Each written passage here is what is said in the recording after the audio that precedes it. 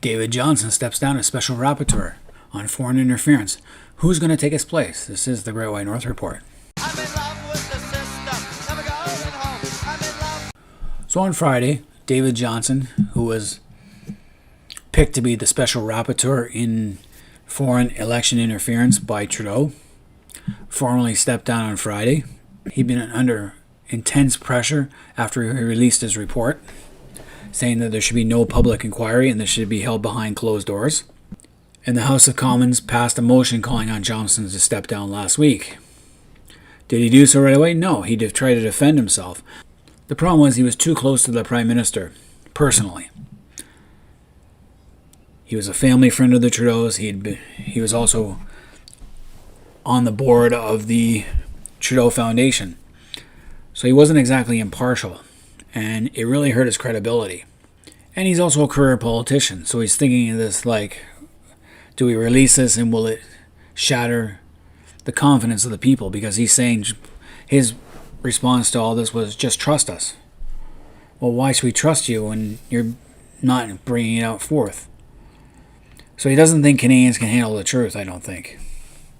So finally it got to the point where the pressure was so intense and the backlash against him personally was so intense that he decided to step down from the role. In his resignation letter to Trudeau, Johnston said his role has become too muddled in political controversy for him to continue. Obviously, he doesn't like the backlash. His objective was to help build trust in our democratic institutions. However, he concluded that given the high partisanship atmosphere around my appointment and work, my leadership has had the opposite effect. Obviously, he should never have been picked in the first place. It should have been, the Prime Minister should have been an open pick. Johnston made the decision himself, and Trudeau didn't ask him to step down. Trudeau had full confidence in him, but Johnston felt it was too much. So the Bloc Québécois and the Conservatives have not been happy with the selection of Johnston. And finally, even the NDP put forward a motion in the House calling on Johnston to step aside because of the appearance of bias. So the NDP are sitting on the fence. They don't want to give up their support for the Liberals simply because then they lose. It would trigger an election, and they would probably lose big time in the next one. So this has, of course, brought backlash itself in bipartisan attacks, which is nothing new. There's going to be a lot of infighting, with the Liberals saying that the attacks on Johnston were unwarranted and unacceptable. Democracy requires us to rise above partisanship. Really. Conservative leader blamed the Liberals for putting Johnston in a tough spot and repeated his demand for a public inquiry. Trudeau destroyed the reputation of a former Governor General, all to cover up his own refusal to defend Canada from foreign interests and threats. Michael Barrett, Conservative ethics critic.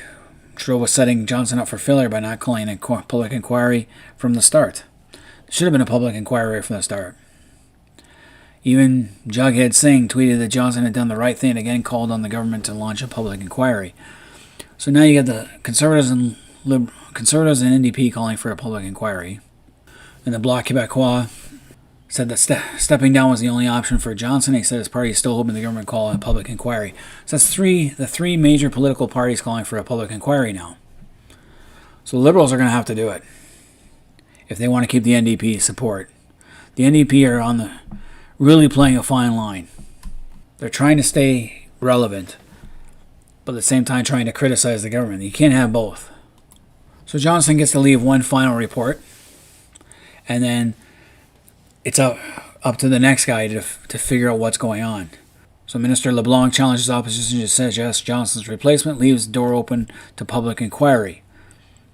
My own personal opinion is every party, so the Conservatives, the Liberals, the Bloc Québécois, and the NDP, all should have put 3 names in the ring, each. So you have 12 names. Give each person, maybe over a 2-day period, an hour to consider each nominee.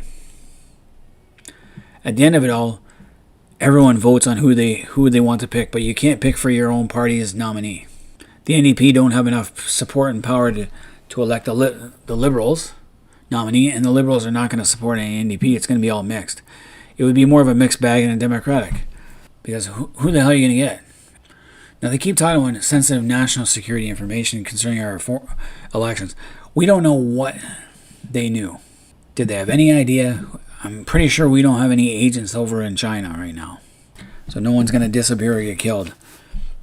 Maybe it'll undermine how we gather information about the CCP. But again, this is something that should never have happened. And now the CCP has been exposed as being unfriendly towards Canada. And like I've been calling for the last couple of years, we're in the midst of a Cold War, whether you like it or not. So, any Canadians out there, let me know who you guys think should be the new Special Rapporteur. Any names? I can only think of Don Cherry off the top of my head. Pierre Burton if he was still alive. But other than that, I can't think of anyone I would trust. Ken Dryden, possibly, because he's a smart guy. But there's not too many politicians that I would actually trust in this day and age. So any Canadians out there, let me know what you guys think. Who should be the next Special Rapporteur, and should we have a public inquiry? Leave comments in the comment section, hit the like button, subscribe if you're new to the channel.